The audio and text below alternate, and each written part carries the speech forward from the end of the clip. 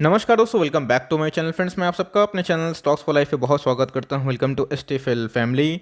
दोस्तों, दीपक नाइट्रेट और नवीन फ्लोरिन आज से 3 साल पहले कोई उनका नाम भी नहीं जानता था। और दोस्तों, आपको मैं बहुत दिनों से नवीन फ्लोरिन और दीपक नाइट्रेट के बारे में बता रहा हूं। और दोस्तों, उसको हम लोगों ने पहले ही आइडेंटिफाई कर लिया था। ऐसा क्यों? तो देखिए, फिनेंशियल्स बोल के भी कोई ट्रिक होते हैं।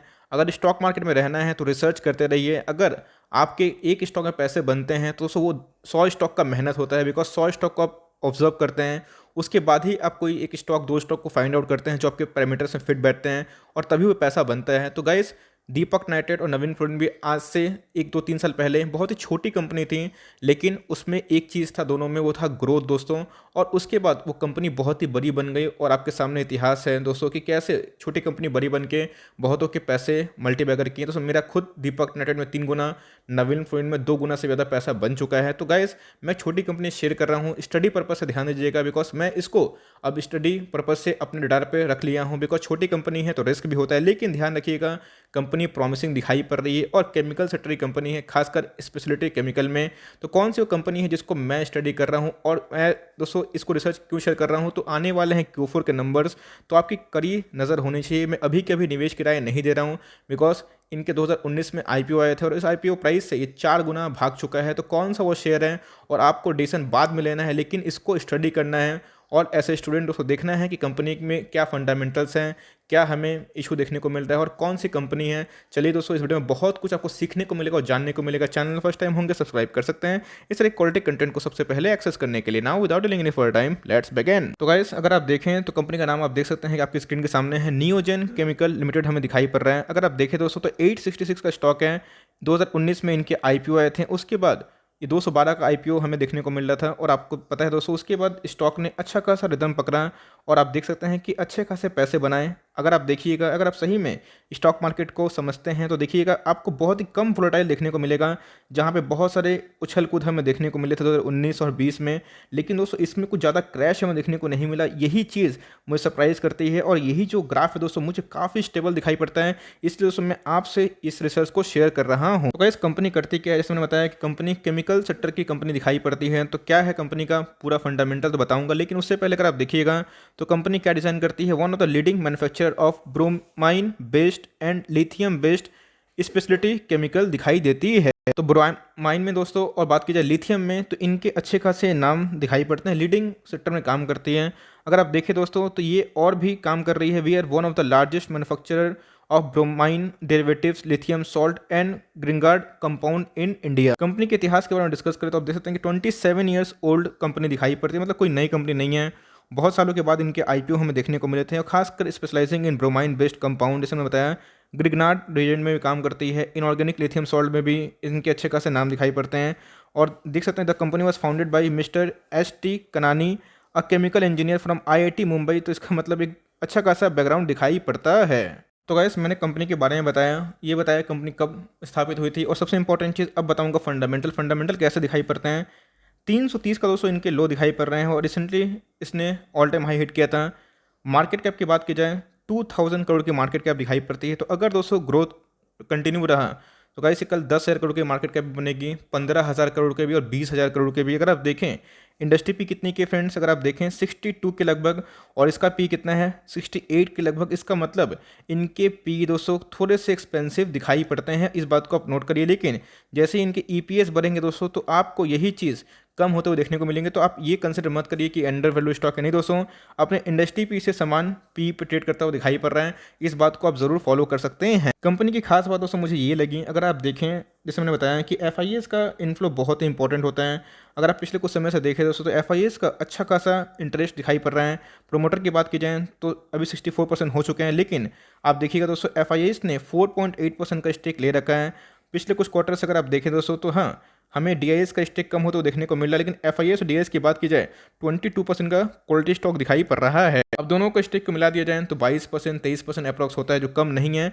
रिटेल मीन्स इन्वेस्टर का भी दोस्तों इसमें अच्छा खासा हेल्दी स्टेक दिखाई पड़ रहा है, एक भी % पे समस्या नहीं है। इंश्योरेंस कंपनी का अभी तक स्टेक नहीं है, तो इस बात को जरूर नोट करके चलें। अब थोड़ा देख लेते हैं कंपनी के सेल्स परफॉर्मेंस कैसे हैं। हमने देखा कंपनी के परफॉर्मेंस, बात की जाए इनके फाउंडर कौन है, ये देखा कि कंपनी करती क्या है, कितने साल पुरानी है। अब देखना है कि 2019-2020 में सेल्स की क्या परफॉर्मेंस है, बिकॉज जहाँ पे सेल्स नहीं हुआ पे ग्रोथ नहीं, जहाँ ग्रोथ नहीं हुआ फंडामेंटल नहीं। 239 करोड़ से कितने हो चुके हैं, 306 करोड़। मतलब सेल्स में हमें ठीक ठाक जम दिखाई पड़ रहा है, लेकिन खर्चे भी होते हैं कंपनी के दोस्तों। उसके बाद नेट प्रॉफिट में 20 करोड़ से 28 करोड़ का हमें एक क्वालिटी जम दिखाई दे रहा है। कंपनी 2000 करोड़ की मार्केट कैप को रखती है, तो उस हिसाब से कंपनी के पास ठीक ठाक रिजर्व सरप्लस मैं बोलूँगा दिखाई देते हैं। 50 करोड़ से कितने हो चुके हैं, 130 करोड़। मतलब इनके रिजर्व सरप्लस काफ़ी हद तक बढ़ रहे हैं। ईपीएस हमें ये बतलाता है कंपनी का जो फाइनेंशियल रिजल्ट है Q1, Q2, Q3, Q4 वो कैसे हो रहे हैं। 2019 की बात की जाए तो 10 के ईपीएस थे, 2020 में ईपीएस बढ़ चुके हैं, तो इस बात को भी पकड़ के चलिए कि ईपीएस में हमें बढ़ोतरी देखने को मिल रही है। अब दोस्तों बहुत इंपॉर्टेंट ये मैट्रिक मैं इसको यूज़ करता हूँ, मैंने सिखाया भी है, बताता भी हूँ कि 15 से 20 का जो आरओई होता है मुझे बहुत स्टेबल दिखाई पड़ता है। तो यस, इनके आरओई में डिक्लाइन है, लेकिन हाँ 18 के लगभग का आरओई खराब नहीं होता है, अच्छा होता है, अच्छा माना जाता है। 18-20 के लगभग, 15-20 के लगभग। आरओसी की बात की जाए 25 के लगभग दिखाई पड़ते हैं। करेंट रेशियो 1.54 है, मतलब इनके पास एसेट्स ठीक ठाक दिखाई पड़ते हैं इनके लाइबिलिटी के अगेंस्ट में। अब दोस्तों इधर पे बहुत ही बड़ा एक नोट करने वाला चीज़ है, जहाँ पे मैक्सिमम लोग इसको अवॉइड करने वाले हैं। 19 से 20 में अगर आप देखें तो डेट तो कम हुए हैं, लेकिन दोस्तों फिर भी इनके ऊपर डेट है, और इनके सेल्स आपने देखे होंगे तो एक्सपेंसेस की वजह से प्रॉफिट तो बढ़े हैं, लेकिन दोस्तों प्रॉफिट उतने नहीं बढ़े हैं, कोई 50 करोड़ का प्रॉफिट नहीं, लेकिन हाँ बढ़ते हुए दिखाई पड़ रहे हैं। तो इनके दोस्तों कल आने वाले कल में अगर इनके डेट कम होते हैं, ऑफकोर्स दोस्तों इसमें और रौनक आएगी। और पिछले कुछ समय से देखिएगा तो डेट दोस्तों लगभग आधे देखने को मिल रहे हैं, मतलब कंपनी अपने कर्जे पे काफ़ी फोकस कर रही है। तो कंपनी डेट फ्री नहीं है, इस बात को आपको मैंने बताया, लेकिन कंपनी में अच्छा खासा ग्रोथ दिखाई दे रहा है, इसको दोस्तों मैंने आपको बताया।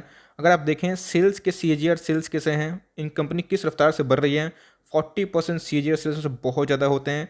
प्रॉफिट की बात की जाए 55% CAGR प्रॉफिट जो अपने आप में ही 3 साल में बहुत ज़्यादा होती है। तो गाइस अगर आप देखें तो इनके कुछ मैं आपको प्रॉफिट दिखाना चाहता हूँ कि कैसे प्रॉफिट दिखाई पड़ रहे हैं। 4 सालों में अगर सेल्स की बात की जाए 1110 करोड़ से कितने हो चुके हैं, 161 करोड़, 239 करोड़, 306 करोड़। मतलब इनके प्रॉफिट बहुत रैपिडली बढ़ रहे हैं। जैसे मैंने बताया, मीन्स ये दोस्तों सेल्स से माफ़ करिएगा, इनके सेल्स काफ़ी बढ़ रहे हैं। प्रॉफिट की बात की जाए तो प्रॉफिट देख सकते हैं कि 4 गुना हो चुके हैं। मतलब इनके सेल्स और प्रॉफिट में ट्रेमेंडस अमाउंट ऑफ जंप हमें देखने को मिल रहा है।